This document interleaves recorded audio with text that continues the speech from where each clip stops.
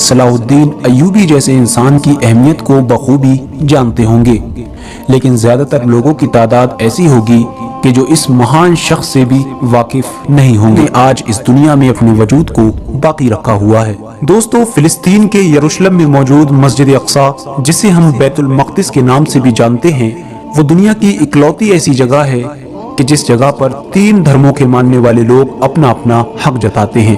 یعنی مسجد اقصیٰ ایک ایسی جگہ ہے کہ جو عیسائی دھرم میں بھی بہت زیادہ اہمیت رکھتی ہے، وہیں دوسری طرف یہودی بھی اسے اپنی اہمیت دیتے ہیں، اور تیسری طرف اسلام کے ماننے والے لوگ بھی بہت زیادہ اسے اپنا سمجھتے ہیں، اور بیت المقدس کو اسلام کا دل مانا جاتا ہے۔ اس کی وجہ یہ ہے کہ بیت المقدس اسلام کا قبلہ اول ہے، یعنی کعبے سے پہلے اسی کی طرف منہ کر کے نماز ادا کی جاتی تھی، اور یہی وجہ ہے کہ اسلام میں بیت المقدس کو اتنی زیادہ اہمیت دی گئی ہے۔ یعنی اسلام میں کعبے کے بعد اگر سب سے بڑا مرتبہ کسی عمارت کا سمجھا جاتا ہے تو وہ بیت المقدس ہی ہے۔ بیت المقدس سے 3 مذہبوں کی عقیدت کے جڑے ہونے کی وجہ سے ہی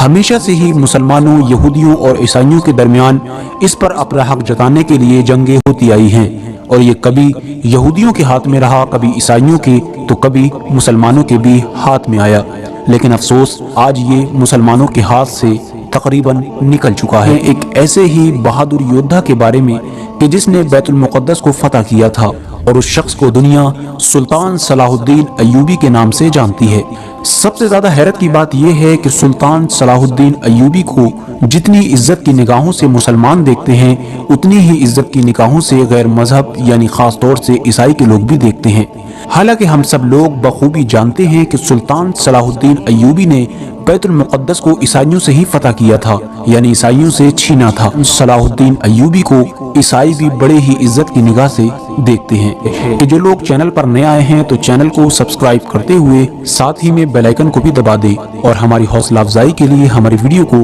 ضرور لائک کیا کیجیے، تاکہ اسی طرح کی ہسٹوریکل اور نالجبل ویڈیوز کا یہ سلسلہ ہم جاری رکھ سکیں۔ سلطان صلاح الدین ایوبی کی پیدائش 1138 عیسوی میں ہوئی۔ آپ کا پورا نام سلطان صلاح الدین یوسف بن ایوب تھا۔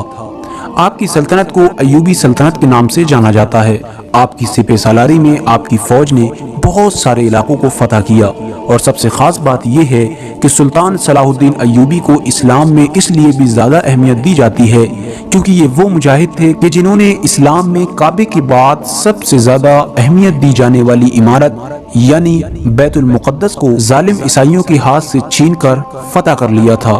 اور اس پر مسلمانوں کی حکومت قائم کر دی تھی۔ عیسائیوں نے مسلمانوں سے جب بیت المقدس کو چھینا اور بیت المقدس پر فتح حاصل کی تو مسلمانوں پر ظلم و ستم کی حدیں پار کر دی۔ بیت المقدس کی کہانی شروع ہوتی ہے کافی لمبے وقت پہلے سے۔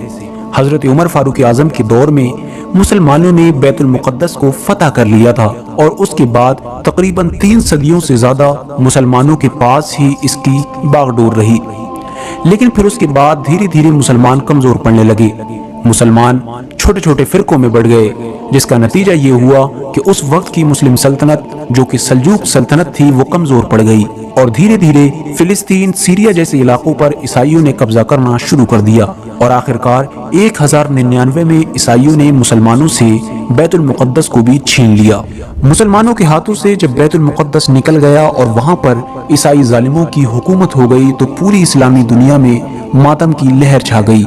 کیونکہ یقیناً بیت المقدس کو اسلام میں بہت زیادہ اہمیت حاصل تھی۔ اگر ہم فلسطین میں لاکھوں مسلمانوں کا خون بہایا، چھوٹے چھوٹے بچے، بوڑھوں، عورتوں، کسی کو بھی نہیں بخشا، یہاں تک کہ حالت ایسی ہو گئی کہ فلسطین کے پوری زمین پر مسلمانوں کا خون ہی خون نظر آ رہا تھا۔ اس کے بعد کئی مسلم حکمرانوں نے لگاتار بیت المقدس کو فتح کرنے کی کوشش کی، لیکن ہزاروں شہادتوں کے باوجود بھی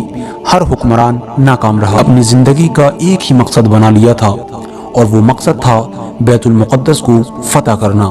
ان کے دماغ میں ہمیشہ یہی چیز چلتی رہتی تھی کہ کس طرح ہم اپنے آباء و اجداد کی اس چیز کو واپس لیں جو ہم سے چھین لی گئی ہے۔ اور سب سے بڑی حیرت کی بات یہ تھی کہ جس وقت سلطان صلاح الدین ایوبی کو تخت پر بٹھایا گیا ان کی عمر صرف 21 سے 22 سال تھی۔ اب آپ سوچ سکتے ہیں کہ ان کے اندر کتنی قابلیت موجود تھی۔ ایوبی نے بیت المقدس کو فتح کرنے کا ارادہ کیا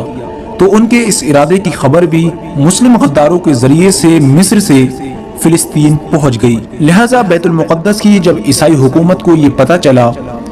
کہ صلاح الدین ایوبی نامی ایک مضبوط سپہ سالار پھر سے ان کی زمین پر قبضہ ایوبی سے کیسے نپٹا جائے، ورنہ ایک دن وہ آئے گا کہ یہ بیت المقدس کو ہمارے ہاتھوں سے چھین لے گا۔ آخرکار جب سلطان صلاح الدین ایوبی نے مصر کی تمام مصیبتوں سے چھٹکارا پا لیا اور مصر میں اپنی سلطنت کو بہت زیادہ مضبوط کر دیا، تو پھر انہوں نے بیت المقدس کے راستے پر روانہ ہونے کا ارادہ کیا۔ بالآخر سلطان صلاح الدین ایوبی اپنی فوج کے ساتھ بیت المقدس کو فتح کرنے کے لیے مصر سے نکل پڑے۔ سلطان صلاح الدین ایوبی اور ان کی فوج کے لوگوں میں جہاد کا جذبہ کوٹ کوٹ کر بھرا ہوا تھا، اور ان لوگوں کی زندگی کا صرف ایک ہی مقصد تھا، بیت المقدس کی فتح۔ اور پھر حطین کے میدان میں عیسائی اور مسلمانوں کی فوجیں آمنے سامنے ہوئیں۔ بہت خطرناک جنگ شروع ہوئی جس میں مسلمانوں کی فوج نے عیسائیوں کی فوج کا صفایا کرنا شروع کر دیا۔ سلطان صلاح الدین ایوبی کی خوخار فوج ظالم فوج کا صفایا کرتے ہوئے بیت المقدس کی طرف اپنے قدم دھیرے دھیرے بڑھا رہی تھی،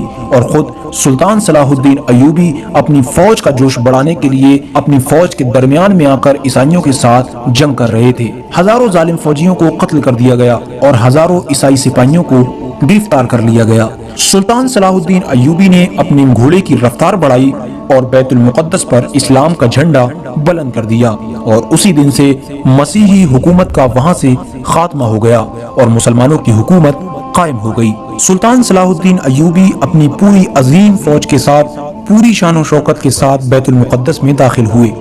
جب بیت المقدس کو مسلمانوں نے فتح کیا تو وہاں کے عیسائی لوگوں کو یہی امید تھی کہ شاید انہیں قتل کر دیا جائے گا، کیونکہ انہیں معلوم تھا کہ جب ہم لوگوں نے بیت المقدس کو فتح کیا تھا تو ہم نے مسلمانوں کا قتل عام کیا تھا۔ لیکن سلطان صلاح الدین ایوبی نے ویسا کچھ بھی نہیں کیا جیسا اس وقت کی عیسائی فوجوں نے مسلمانوں کے ساتھ کیا تھا۔ سلطان صلاح الدین ایوبی نے تمام عیسائیوں کو فدیہ لے کر وہاں رہنے کی اجازت دے دی، اور جو لوگ غریب تھے، فدیہ نہیں دے سکتے تھے، ان کا فدیہ خود سلطان صلاح الدین ایوبی اور ان کے بھائی نے ادا کیا۔ اس کے بعد سلطان صلاح الدین ایوبی نے نور الدین زنگی کا وہ منبر بیت المقدس میں نصب کر دیا، جو منبر نور الدین زنگی نے اس خواہش کے ساتھ بنوایا تھا کہ جب وہ بیت المقدس کو فتح کریں گے تو اس میں یہ منبر رکھا جائے گا۔ لیکن دیکھیے خدا کو کیا منظور تھا کہ نور الدین زنگی کی خواہش سلطان صلاح الدین ایوبی نے پوری کی۔ بیت المقدس کی فتح کی خبر جب پوری دنیا میں ہوا کی طرح پھیل گئی کہ سلطان صلاح الدین ایوبی نام کے ایک انسان نے بیت المقدس کو فتح کر لیا ہے، تو تمام دوسری عیسائی حکومتوں میں تہلکہ مچ گیا۔ دیکھتے ہی دیکھتے تمام عیسائی حکومتوں نے آپس میں ایکتا کر لی، اور انگلینڈ، جرمنی، فرانس، اس طرح کے تمام دیشوں نے مل کر ایک فوج تیار کی۔